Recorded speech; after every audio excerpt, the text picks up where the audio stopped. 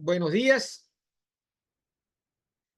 Continuando con la videoconferencia, en el día de ayer tuvo que ser suspendida por problemas eléctricos, ¿verdad? Por una falla eléctrica que tuvimos hasta las 11 de la noche. Hoy vamos a completar la videoconferencia, la última parte de la videoconferencia relacionada con el tema 2 de ciencia y tecnología, que se refiere a la parte de ciencia moderna y saber. Como siempre, les recuerdo que cualquier duda que se presenten dentro de la videoconferencia con la teoría que está cargada en la plataforma, la pueden hacer llegar al foro de la plataforma o al WhatsApp del 0424-5161-730. En el transcurso del día, voy a colocar la actividad evaluada número 1 para que vayan trabajando ya en la actividad, la cual tiene fecha estimada, como dice o como está planteada en el archivo de evaluaciones de la asignatura. Bueno, sin más preámbulo, vamos a comenzar a cargar la presentación para seguir con la misma.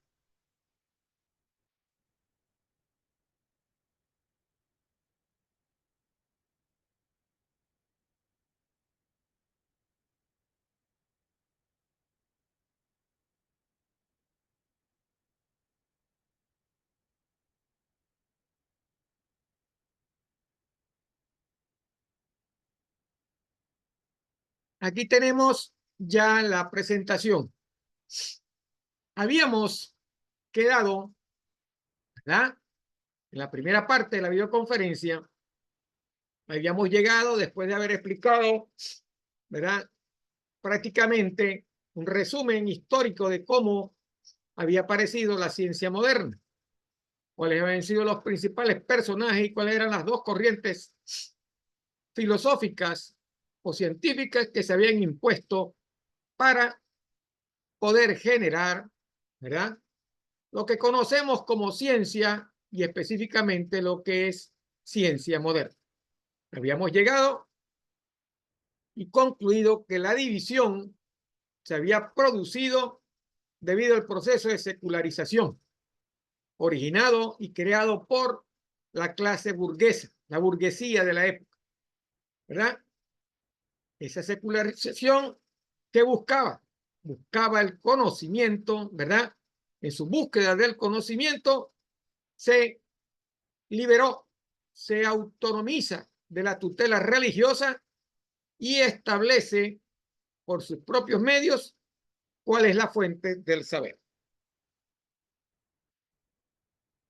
Esto se encuentra y se define en el modelo propuesto por Galilei, que postula a la observación de los hechos y a la experiencia como base de la ciencia, desplazando de esta forma al modelo axiomático de Aristóteles y a la teología. Entonces, el realismo conforma la nueva corriente filosófica que acompaña a esta revolución en el pensamiento que establece que la realidad se encuentra en aquello cognoscible, medible, ¿verdad?, mediante los sentidos.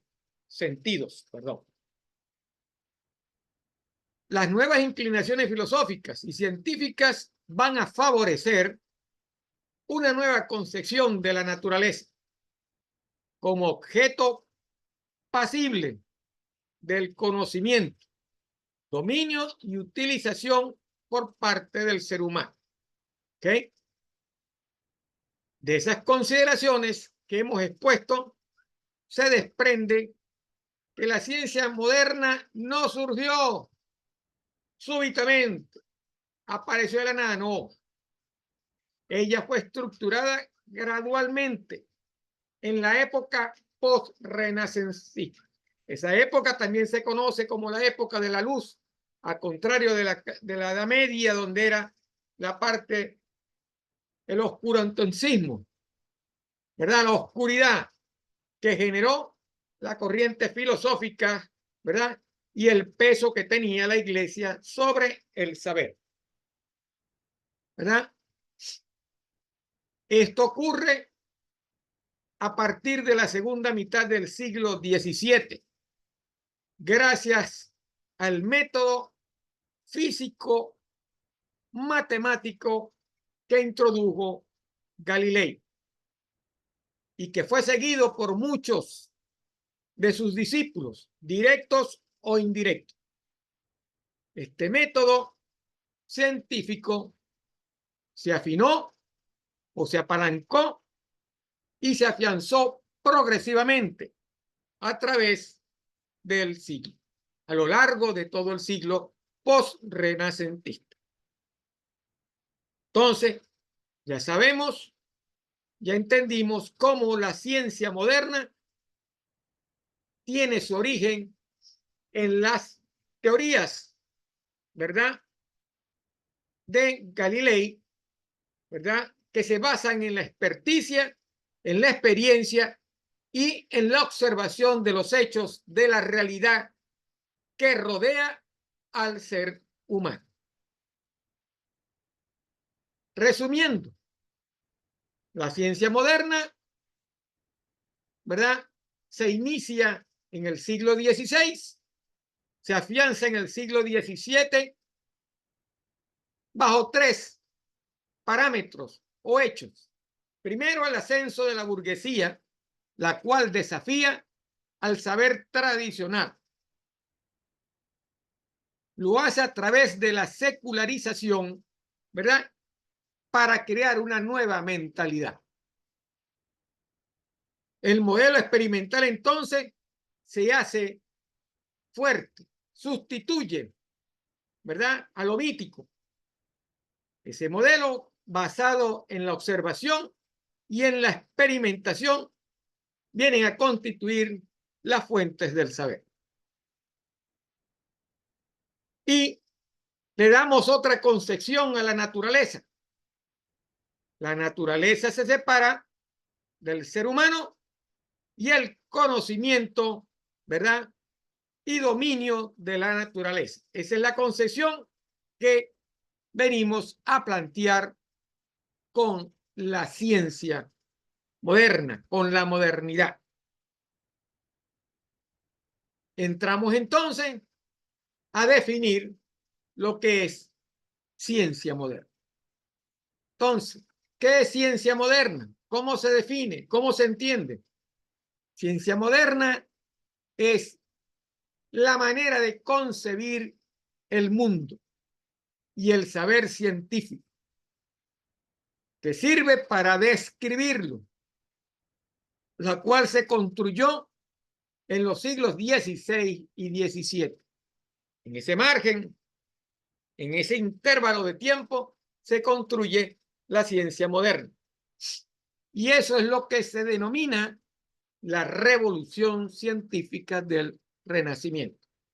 Entonces, ya tenemos claro lo que es la ciencia moderna, cómo se concibe el mundo y el saber científico para poder describir ese mundo y ese saber.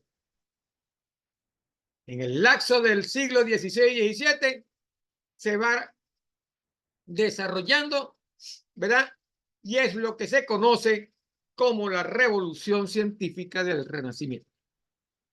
Ella está regida por principios fundamentales, cuya aparición y demostración permitieron renovar, potenciar el saber de los campos de la química, física, astronomía, biología y anatomía humana.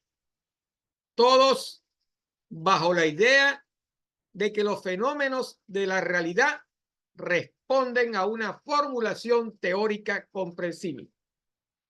Comenzamos a definir, a tener una teoría, ¿verdad?, a formular teoría científica, teoría que pueda ser comprendida y que explique los fenómenos que ocurren en la naturaleza, en los campos de la química, física, astronomía, biología y anatomía humana. Podríamos decir que son las bases de la ciencia contemporánea. Esta renovación científica ocurrió en dos etapas. La primera etapa fue de recuperación del legado filosófico y científico de la antigüedad clásica. Recuperamos eso que existía en la antigüedad, que fue satanizado por el dominio religioso en la mentalidad europea. Y la segunda etapa, que fue la de innovación y cambios radicales, representados por la sustitución del modelo axiomático de Aristóteles, ¿verdad? Geocéntrico, que era propuesto por Aristóteles y que el señor Copérnico y la Iglesia defendieron. Y recuerdan, ¿verdad? Copérnico fue uno de los filósofos que la Iglesia obligó, si se puede decir así, a cambiar sus teorías sobre la forma de la Tierra, del mundo. ¿Ok?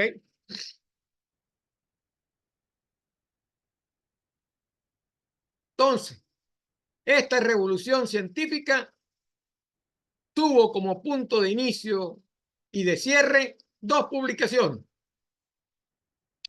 dos obras científicas.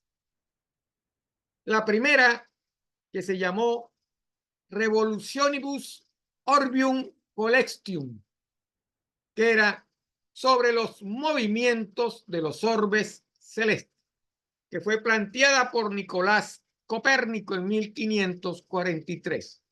Una obra que defendió a los legados de la Iglesia.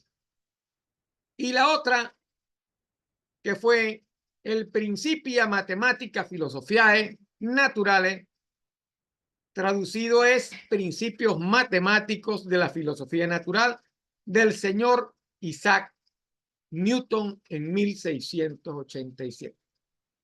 Ese es el inicio y el fin de la revolución científica. Ambos tuvieron papel importante en esa transformación de la ciencia, ¿verdad?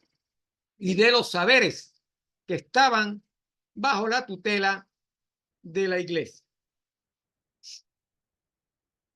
Más cerca todavía, en 1980, el señor Mario Bunge la define como aquel conocimiento de las diferentes dimensiones de la realidad, que se distingue por ser racional, sistemático y por brindar pruebas, muy importante.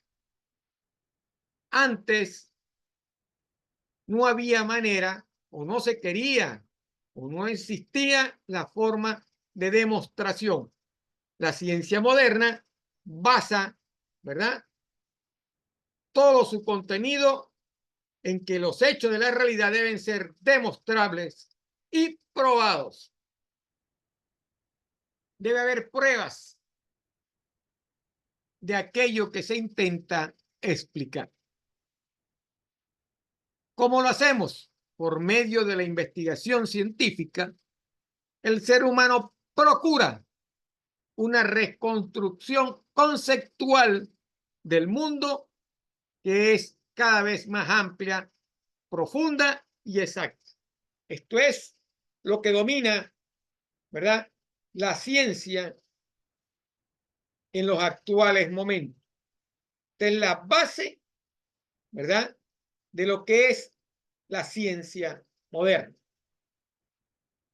Y como veremos más adelante, la tecnología y la innovación le dan más fuerza a ese conocimiento y utilizan esos conocimientos para resolver muchas de las necesidades, ¿verdad?, que se le plantean o que se le plantearon al ser humano. Entonces, ya sabemos cómo fue la historia de la ciencia, en qué siglos se movió, ¿verdad?, esa revolución científica que llegó hasta nuestros días y es la base de todo el poder científico que existe hoy en la vida moderna. ¿Cuáles son las características de la ciencia? Primero, se basa en el método científico, ¿okay?, que fue formulado formalmente por el señor René Descartes en el siglo XVII, ¿verdad? Surge como método propio de la ciencia como una forma de investigación que separa el saber científico de la tradición, ¿ok?, de la autoridad y de la fe. Entonces, se separa de ese razonamiento mítico religioso para tener un método propio, ¿ok?, que le va a permitir una relación directa y propia con sus objetos de interés, en lugar de los razonamientos históricos previos.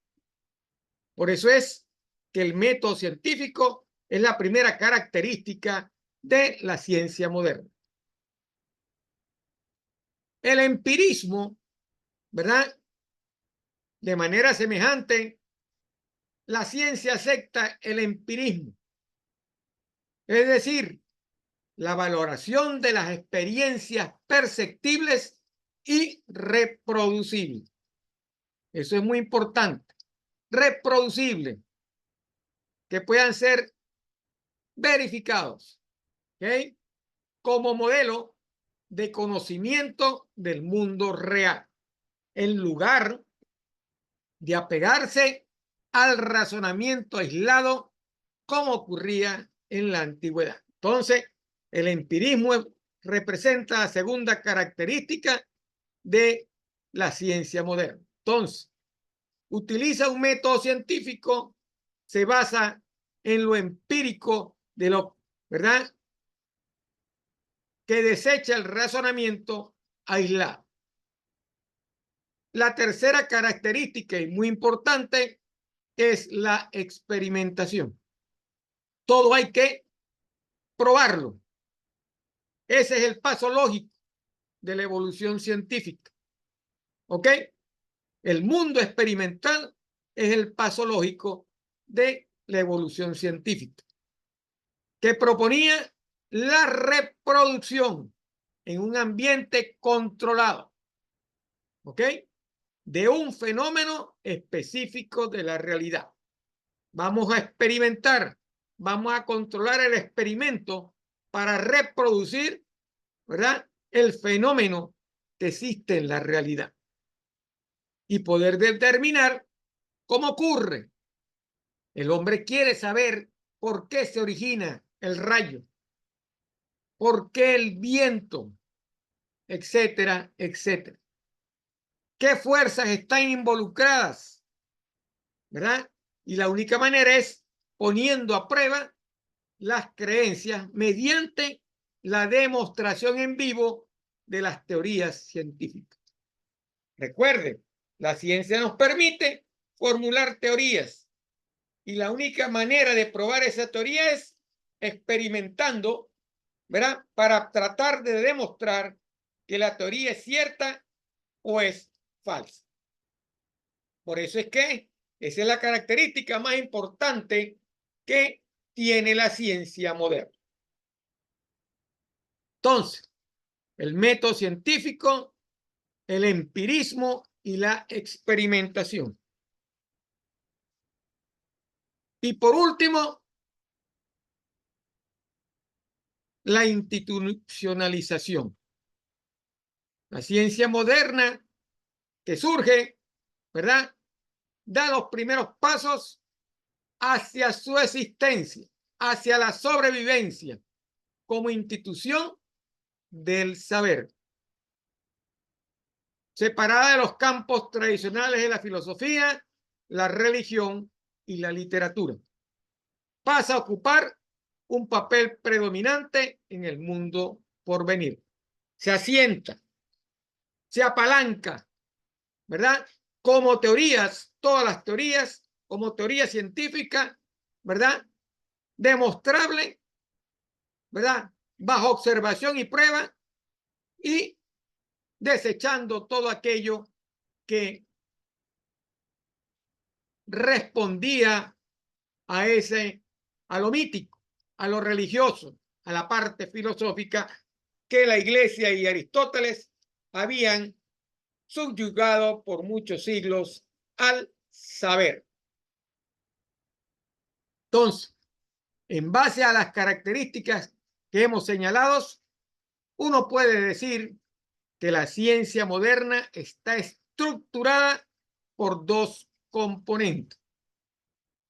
Uno de naturaleza formal y otro de naturaleza empírica.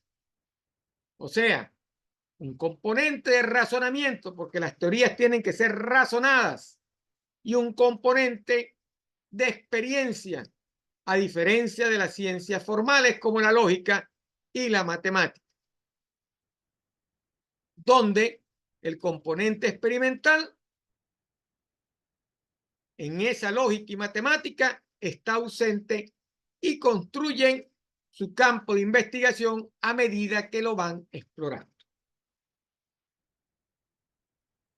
A su vez, el primer componente está compuesto por principios que permiten explicar los hechos, que son formulados con la ayuda del lenguaje lógico-matemático.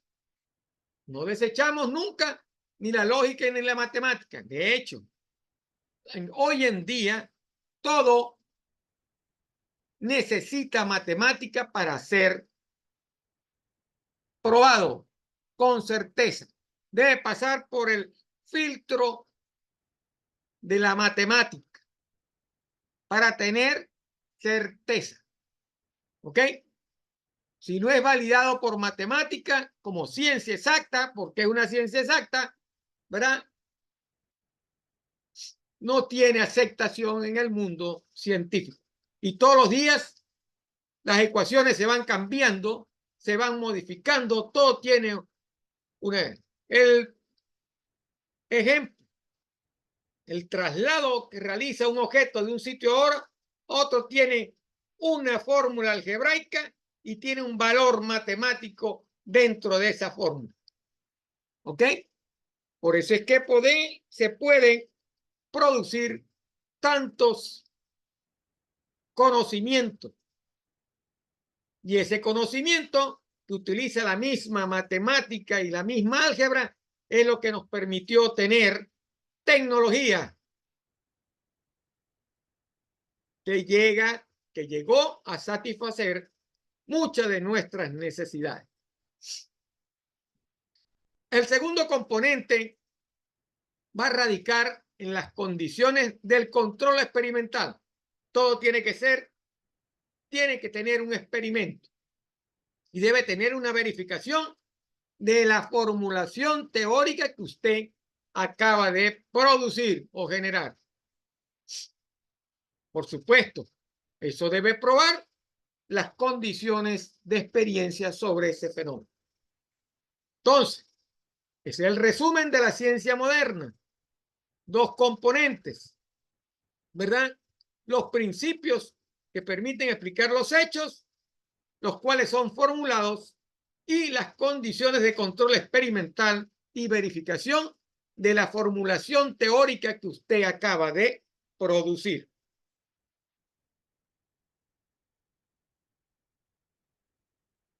Ya vimos entonces lo que es ciencia moderna, su definición, cómo se originó, ¿verdad? Cuáles son los principios principales y las características principales que se basan en el empirismo, ¿verdad?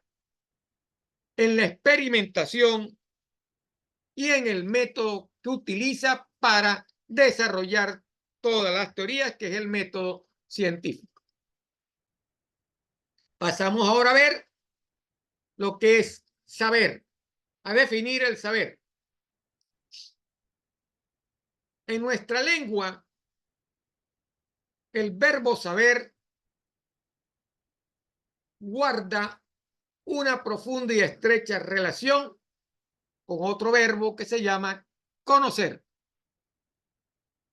Por eso decimos que alguien sabe mucho o poco de cualquier tema. Y también se dice que alguien conoce de algo. Y con ello se indica que sabe lo que conoce. ¿Ok? En el lenguaje popular, saber y conocer se usan de manera indistinta. Y no es sorprendente que las personas hagan uso de ellos sin detenerse a pensar cuál es el horizonte de la verdad. ¿Ok? En el lenguaje escrito, eso es similar. No hay cambio. Parecen no ser distintos de lo que sucede en el lenguaje oral. Muchos usamos los dos verbos de manera indiscriminada y con ello buscamos identificar una operación de dominio de una cosa, un objeto o una situación. Entonces, siempre ha sido así, tanto en el lenguaje oral como en el lenguaje escrito. Esta persona sabe más que esto, conoce de esto. No hay diferencia porque lo usamos de manera indiscriminada. Con los dos verbos decimos prácticamente lo mismo. De todas formas, el saber está vinculado con sospecha, gusto, buen vivir, sabiduría. Una persona sabe mucho, una persona sabia, ¿ok? Aparece en su generalidad como el resultado de una profunda relación que mantiene el sujeto con un objeto de conocimiento.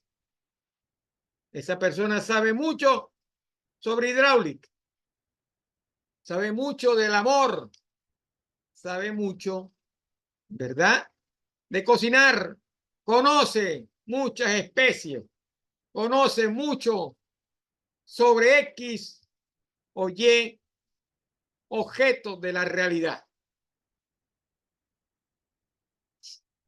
Así, alguien que reflexiona lo que conoce alcanza un dominio sobre tal conocer. El dominio, por tanto, no aparece en la práctica del conocer, puesto que tal conocimiento es cambiante, perecedero e inestable. Fíjese, muy importante eso que dice ahí. Para las personas que saben o conocen, eso es axiomático prácticamente. Yo sé de eso, que no me puede decir a mí cómo es X o Y. No acepta que eso puede cambiar, que no es perecedero, que es perecedero e inestable. Esa es la diferencia entre el saber y el, ¿verdad?, y el método científico. Pero todo sirve como punto de partida para lo que nosotros vimos anteriormente como lo que conocemos como ciencia moderna. ¿Cómo se clasifica el saber? Una clasificación del saber separa tres tipos: el saber técnico, el saber de salvación y el saber culto. ¿Ok? Esa es la primera clasificación. ¿Qué es el saber técnico?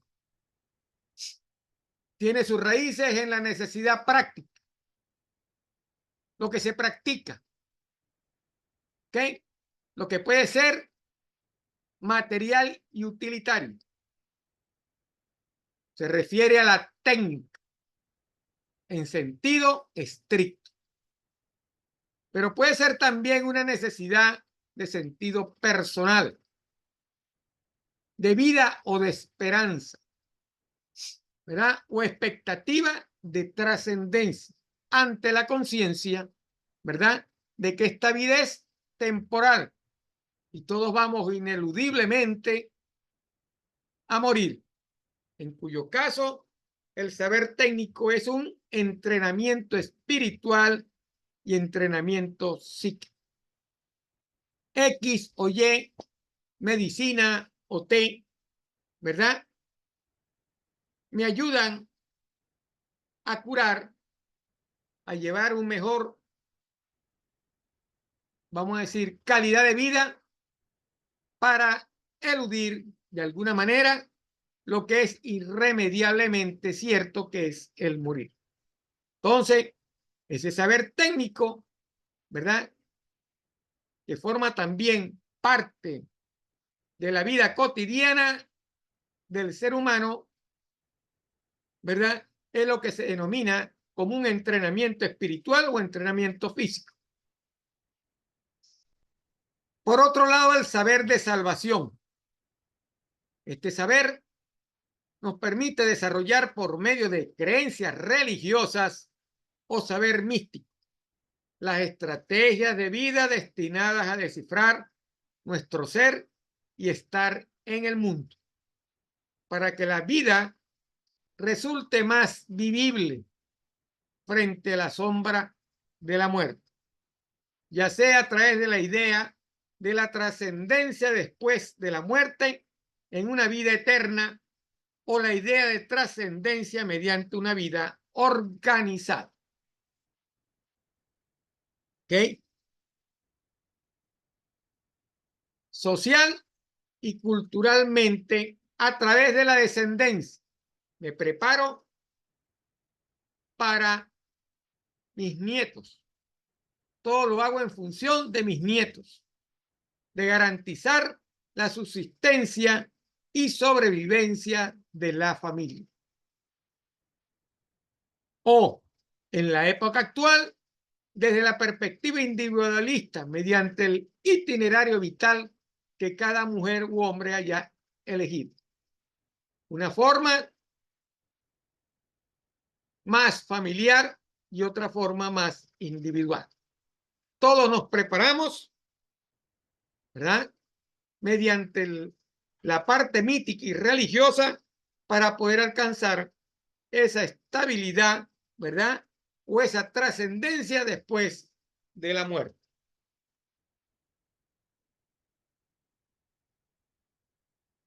Entonces, no se trata en la actualidad ya de lo que es redención, sino de proporcionarse uno mismo la oportunidad de trascender, de tener una vida satisfactoria y llena de sentido y no vacía e insignificante.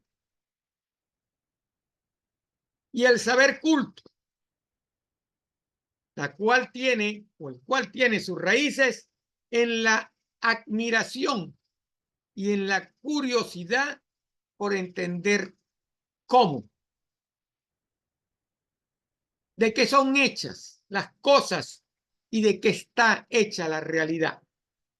El saber culto puede también tener como el saber técnico su origen real en la necesidad y ser un instrumento para el dominio de la naturaleza o de los seres humanos.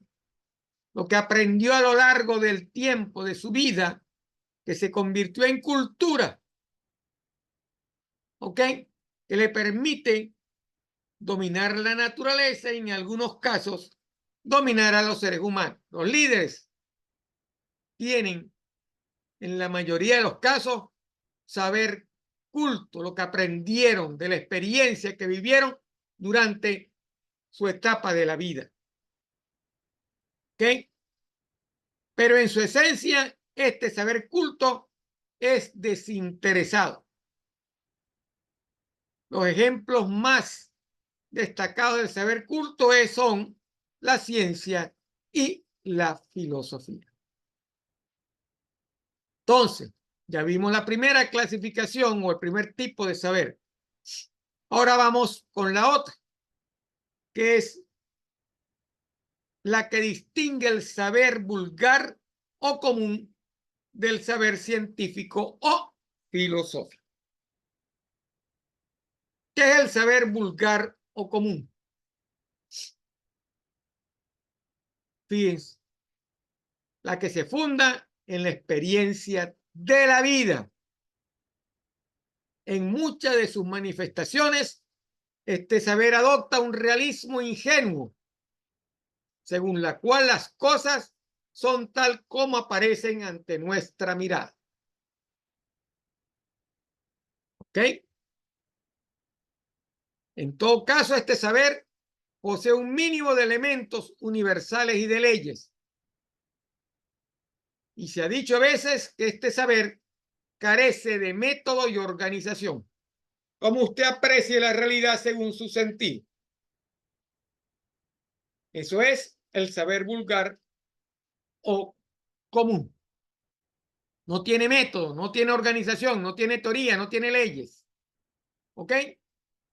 En todo caso, es un método de organizaciones que son no sistemáticas. No hay un sistema para este saber vulgar. El saber vulgar y común puede y suele estar mezclado con prejuicios de toda clase. ¿Ok? Pero es frecuente que los saberes más rigurosos estén fundados particularmente en dicho saber. Este saber está imbrincado en nuestra actividad diaria, amarrado a nuestra actividad diaria. Vivimos con él.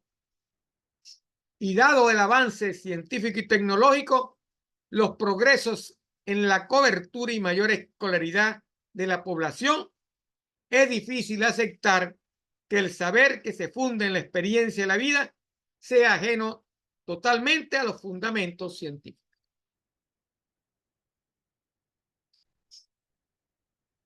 Entonces, ya conocemos el primer saber de esta otra clasificación, que es el saber vulgar y común, el que vemos día a día, el que conocemos y desarrollamos día a día.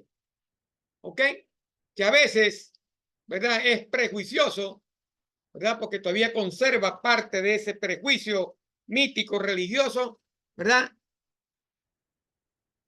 Que no acepta leyes, que no acepta métodos ni organizaciones, que es tajante, como yo digo, que es lo que yo refiero de acuerdo a lo que yo experimento a través de mi sentido, pero que tampoco es ajeno a la parte de los fundamentos científicos. El otro saber es el saber científico, el cual indaga y manifiesta cuáles son las causas inmediatas de las cosas que caen bajo nuestro radio de observación y experimentación. ¿Ok? Tiene leyes, tiene teoría, verificable, se puede experimentar. Por eso es un conocimiento más profundo. La ciencia es un saber descriptivo que nos dice cómo son las cosas y dependiendo de los contenidos y de los fenómenos que se estudian, se distinguen unas de otras. Por ejemplo, ahí es donde dice que el saber científico no es prejuicioso. No hay prejuicios en el saber científico. Cada ciencia por separado estudia lo que tiene que estudiar.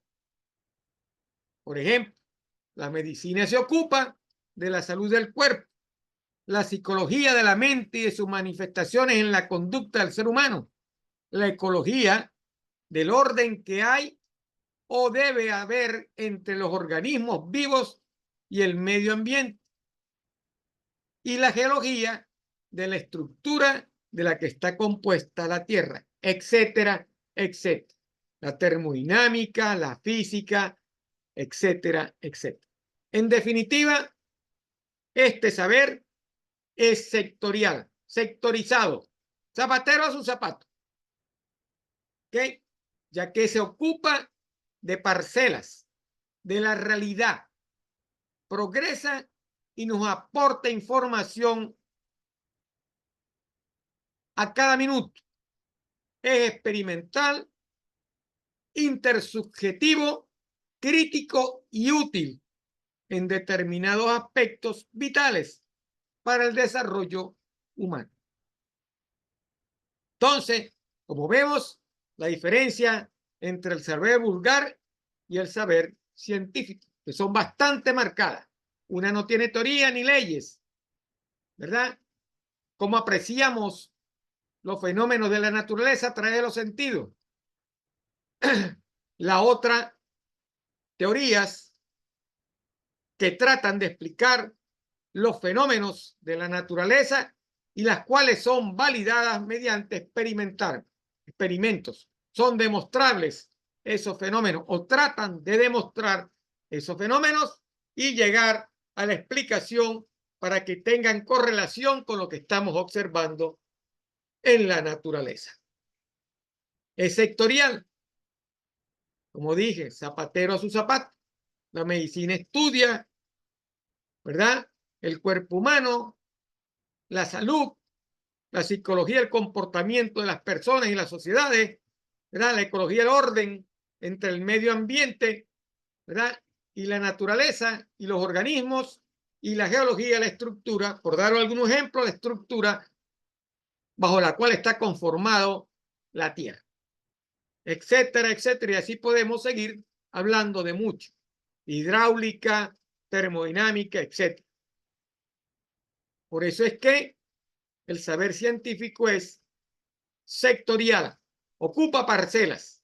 Cada parcela tiene un método científico para demostrar lo que corresponde a esa parcela.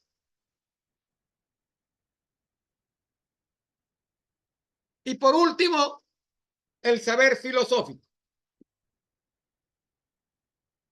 Este saber nos acerca al conocimiento de las últimas causas de la realidad.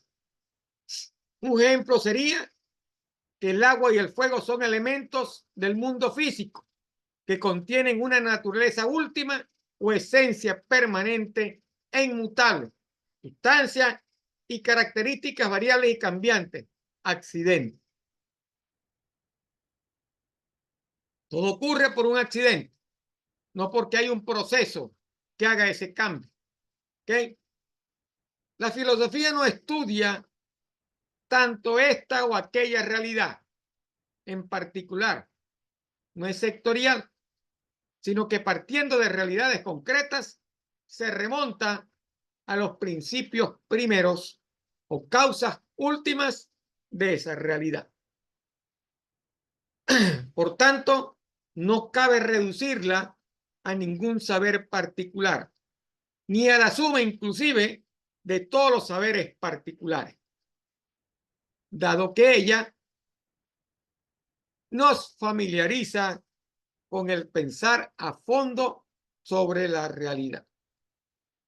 Platón decía que los filósofos eran los que estaban interesados en lo eterno e inmutable. No hay cambios, es inmutable, no recibe y es eterno. Al explicar cosas, ¿verdad?, la filosofía tiene que alcanzar las raíces últimas de la realidad que se contempla al revés de lo que hacen las ciencias particulares.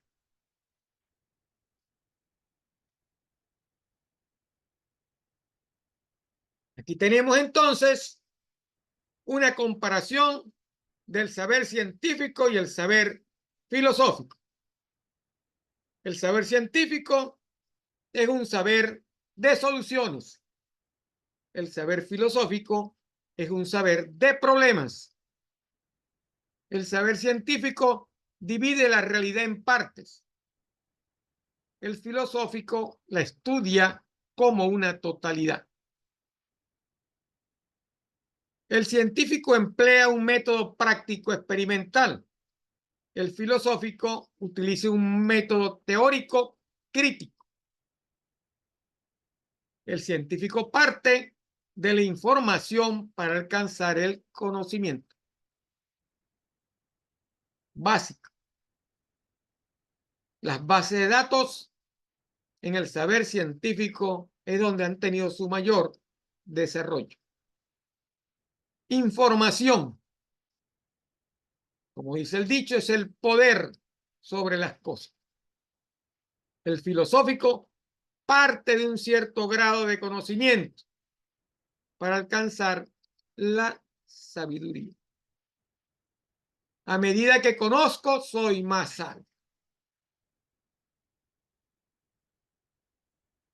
Y con esto terminamos por el día de hoy. Esta parte fue lo que nos quedó pendiente ayer, que por problemas eléctricos no pudimos culminar.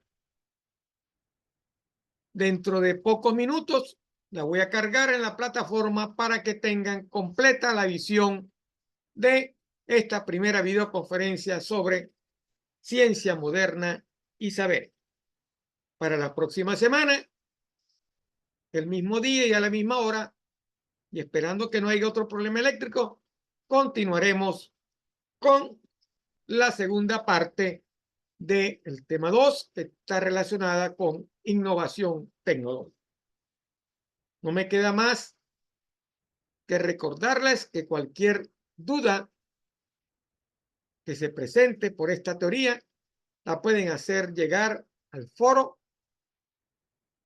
o al WhatsApp del 0424-5161-730 y que estén pendientes que al final de la semana o en el transcurso de la semana estaré colocando la primera actividad evaluada de el tema número 2. Sin más que comentar, me despido hasta la próxima semana. Que pasen un feliz día.